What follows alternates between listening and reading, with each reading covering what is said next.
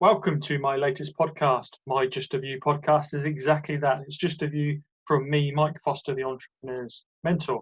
And for my podcast, I'll be providing my views on matters that I've observed, perhaps a selection of topics from the news, or thoughts off the back of conversations with other entrepreneurs. And today's theme is change, where I'll be sharing some of my thoughts around things that I've reflected upon change.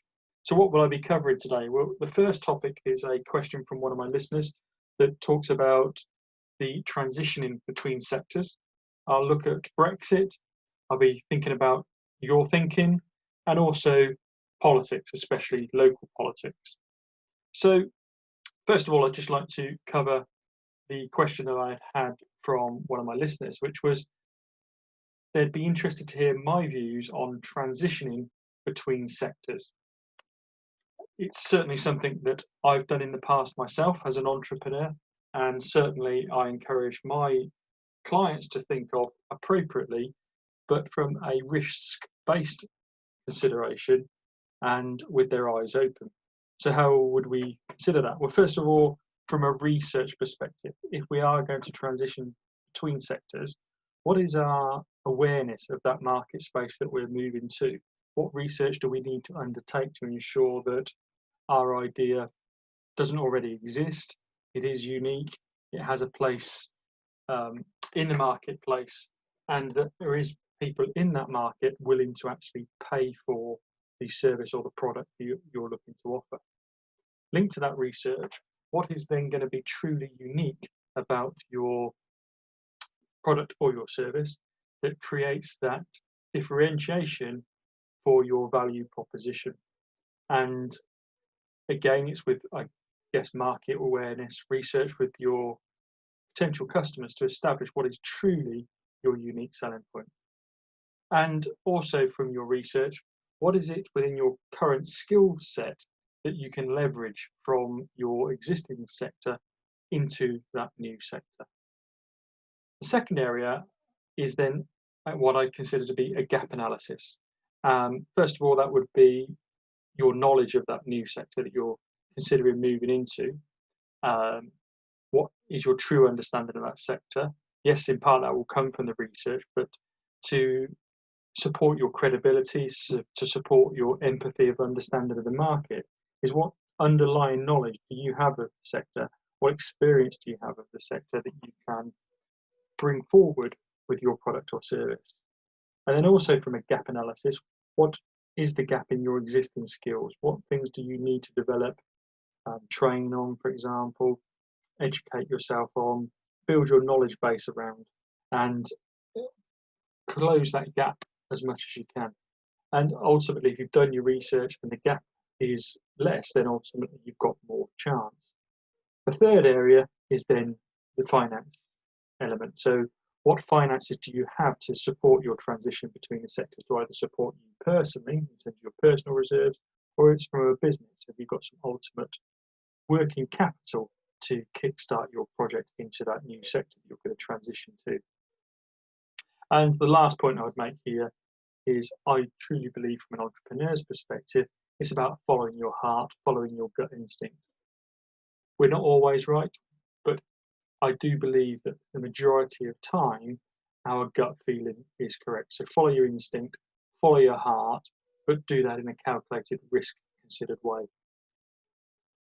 The second area I want to talk about today in my podcast in terms of change that's likely to be the biggest change for 2021 is the impact of Brexit.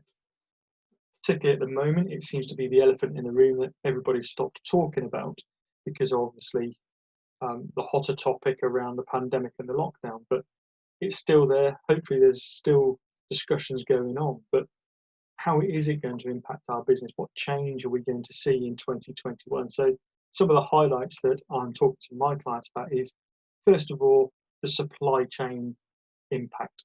How is it going to impact your supplies for particularly your products, if you're manufacturing and engineering as a prime example, or if you're just on selling products that you're bringing in? Is there going to be an impact on the pound that's going to either help or hinder your importing or your exporting? What are the trade deals going to look like for the countries that you're currently trading with? Again, is that going to make it easier or more difficult for you to work in? And how easy is it going to be to move goods across borders in terms of, is there going to be more paperwork? Is the logistics going to be as easy? Or is there going to be barriers put in your way or challenges created for you? The second area is really around talent. Is the talent pool going to be more difficult to recruit good people? Is there going to be a skill shortage?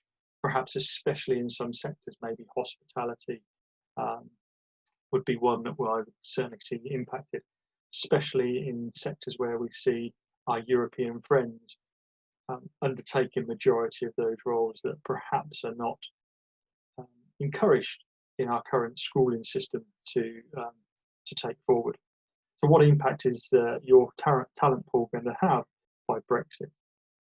What about the impact on regulations? We, as small businesses, entrepreneurs, have had enough of all the red tape. So what's the red tape impact going to be on the regulations? Is there going to be less red tape? Or is it going to be more? Or is it going to be a different type of red tape regulations we're going to face?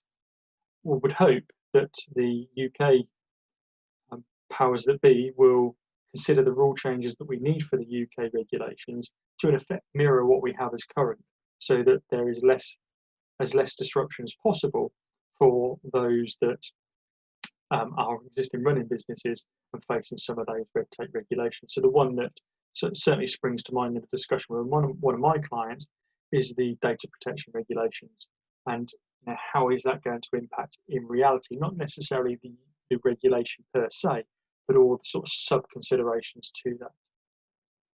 And one of the other areas is really around the uncertainty. I think, as we found with the lockdown, all the uncertainty isn't good for business. So what is the timeline looking like, and how clear can government be for us as business owners? And I'm certainly seeing an impact on this uncertainty on the investment or the inward investment to the UK. I think sometimes we've seen the UK investment fueled because of overseas investors seeing as a route to market into the European marketplace. So again, could be a hot topic, much more to be said about Brexit, I'm sure, in due course as more of the detail comes to fore. But again, it's just some thoughts from me, just a view from me about how Brexit may impact on your business and some of the immediate considerations that you would need to be thinking of right now. Another change is change your thinking. It's been really interesting during lockdown for me to experience the mindset of many entrepreneurs. Entrepreneurs, for me, tend to look forward, and they look forward as the next challenge, the next opportunity, the next chance to drive revenue for their business, to take the opportunities that they face. Entrepreneurs like to be in control. They like to be in control of their own destiny. So what we've seen over this period of lockdown is, for the first time in probably many entrepreneurs' lives, that they're not in control as they'd like to be, and they're finding it difficult to look forward, because until recent weeks, there hasn't really been a light at the end of the tunnel. There hasn't really been a timeline to aim for.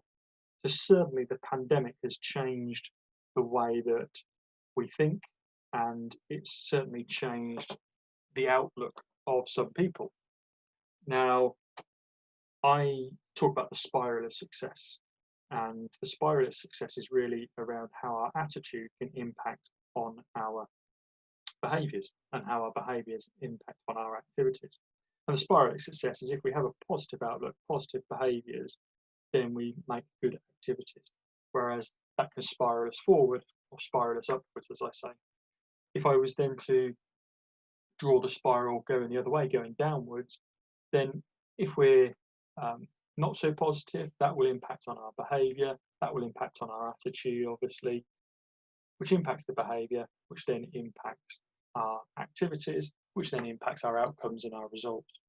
So the growth mindset, I'm sure many of you listening have heard of the growth mindset before. Can you make it happen in an innovative way?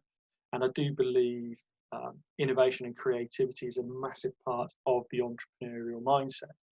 And for me, the growth mindset is that belief that you are in control of your own ability and can learn and improve.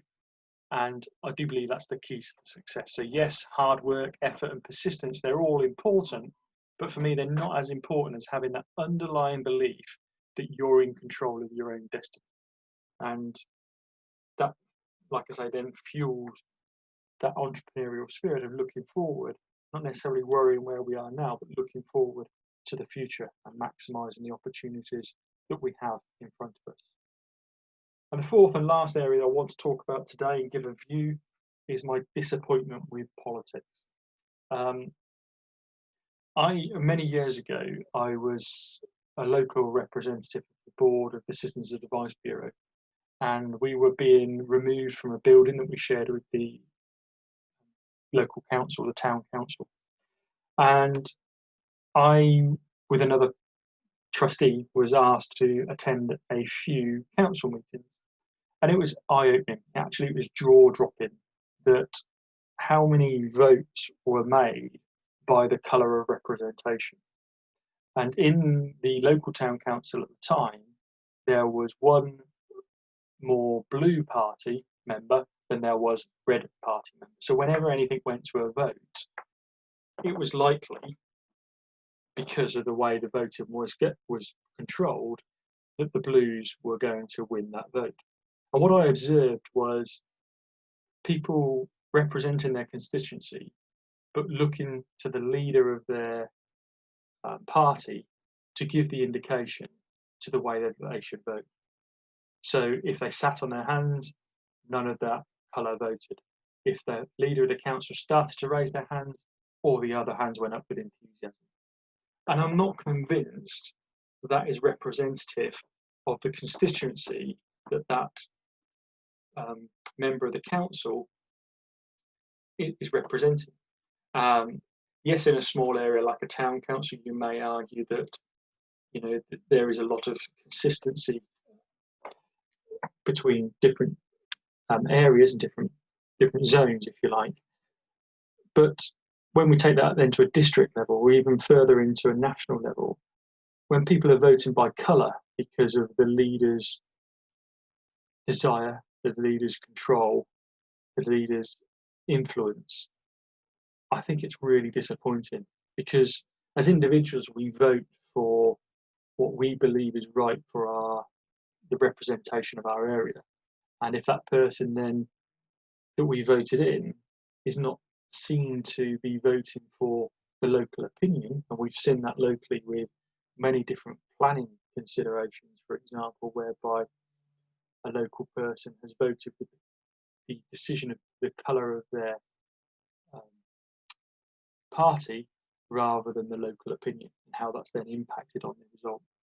So just my view is I would like to see politicians vote in a way that they're representative of their party. And I said to someone the other day, I thought personally that politics nationally had a great chance of recovering its credibility when we had a hung parliament, because we'd have more discussion and more influence from others. But it appears that we need to have control so that we can push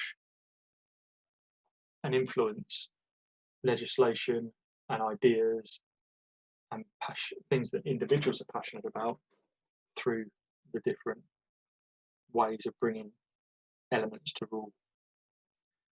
So I won't go further because there's a little bit of a soapbox of mine, but I hope my thoughts have been thought-provoking for you today. Thank you for joining me for this latest postcard. I hope that you found the topics and my views to be thought-provoking and helpful with thoughts in the development of your own business.